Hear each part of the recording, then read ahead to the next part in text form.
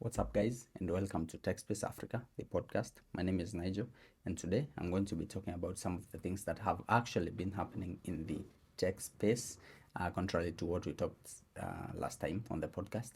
And today, my main focus of discussion was the tech layoffs that have been happening over the last couple of months. We've seen big tech companies like Microsoft, Alphabet, Meta, Twitter actually fire a lot of people it had uh, taken up during the COVID-19 period. So, and I made a tweet about this yesterday, and I asked, did the companies take on too many people in such a short time, and actually have too much to handle, or was it a lot of talents that it had to shed off some? And well, a lot of people agree. On my research, some people are saying it's about the money. So I went out, as anyone would, and I did my research, and it was very interesting to see that many of these companies that are firing people actually have a lot of profits. They are recording like incredible amounts of profits. So it's not about the money. So let's talk about why I think this is happening, and the big question is the future now. Is AI, artificial intelligence, taking our jobs? Is the future we talk about where AI will take our jobs right now, right here in 2023?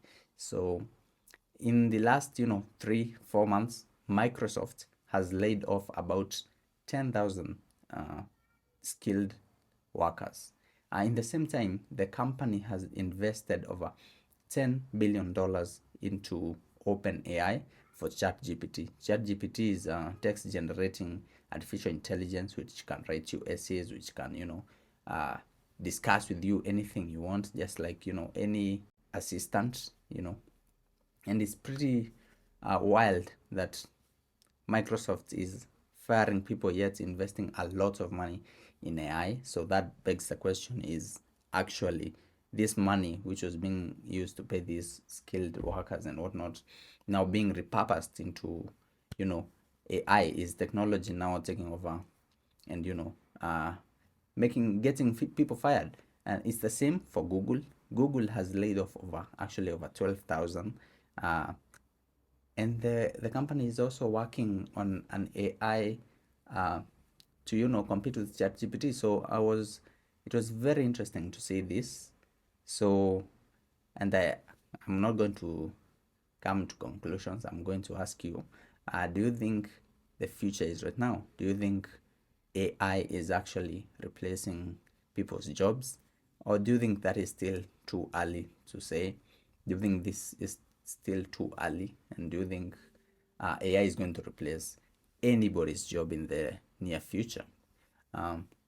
Anyways, that was just something that has been on the top of my head for the last 3-4 days. It's very interesting, but it's also very sad to see a lot of young people, skilled people, talented people get fired, lose jobs, lose their sources of income. So my heart goes out to them.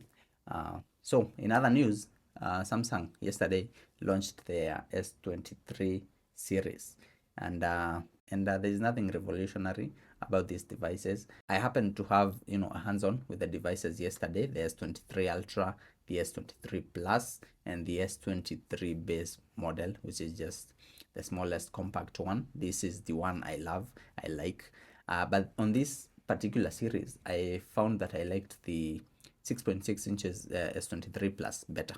This is because the base one looks a little boxy, like not in the sense of the iPhone.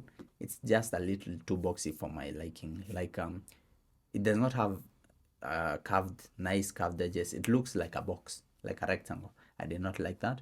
The Ultra always looks like that anyways, but the Ultra, you can understand there's an S Pen. It's flatter. It has a curved display, curved, and you can understand that big ass device. But I don't understand with the smaller S22 base one. The S22 Plus looked like it was the one I'm going to actually recommend to people this time round.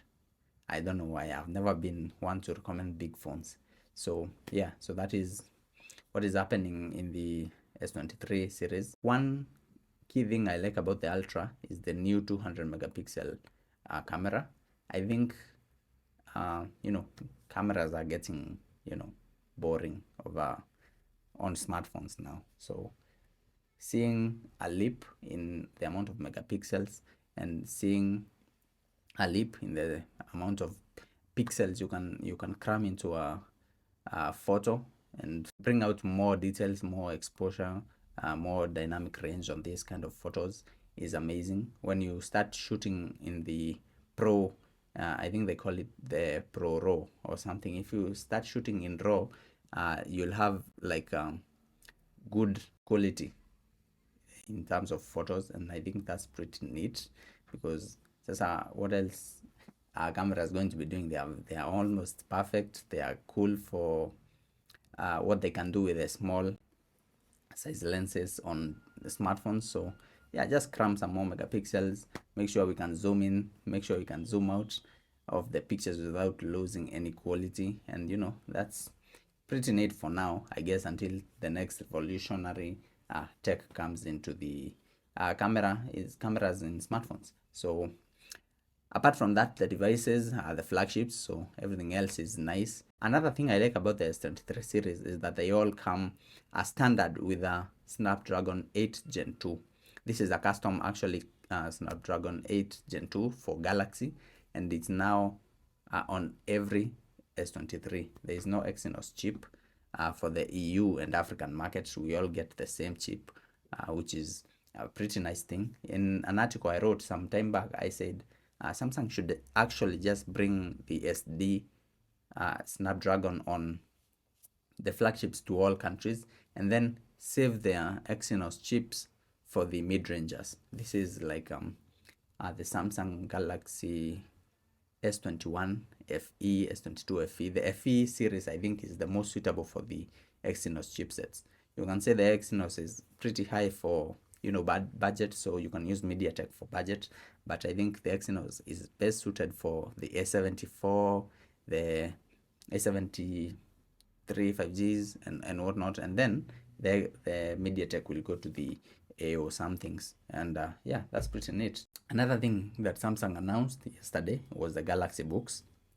I still do not understand why they are not available in the local market. I think these are compact devices that could come in handy in this market. Kwanzaa, the Galaxy Book 3 Ultra has some pretty amazing specs. I would love to see these kind of devices get brought into the market. At this point, you cannot tell us we are not going to afford it. If you are going to bring your S23 Ultras and whatnot, you can also bring your Galaxy Book 3 Ultras. I don't get why you don't think we can afford them. So yeah, just bring them. Speaking of laptops, Asus is launching their foldable laptop in Kenya.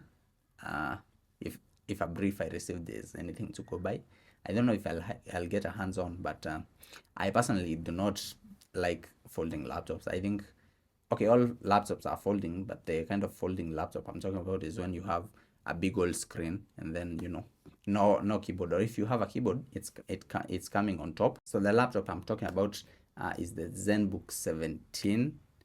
Yes, and this is a pretty huge, unfolded. When unfolded, it's a pretty huge laptop, and I still do not get the concept. Like, why do I need a big old, screen like monitor to fold, and so it can become a laptop? Because when you unfold 215 inches, it's a big screen. So I still don't get the concept. I don't know. Maybe some people who are in the tech scene who have not been fired can tell us. Maybe they like it for coding. Maybe it's good for productivity.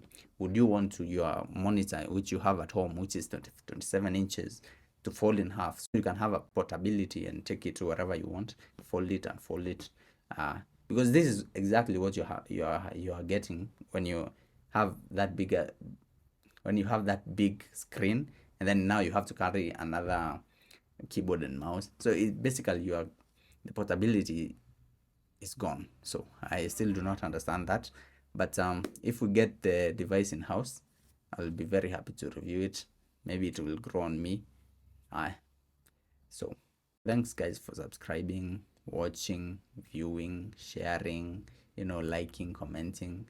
It's been a pretty cool journey for the last 3 weeks, and I'm grateful. See you next week.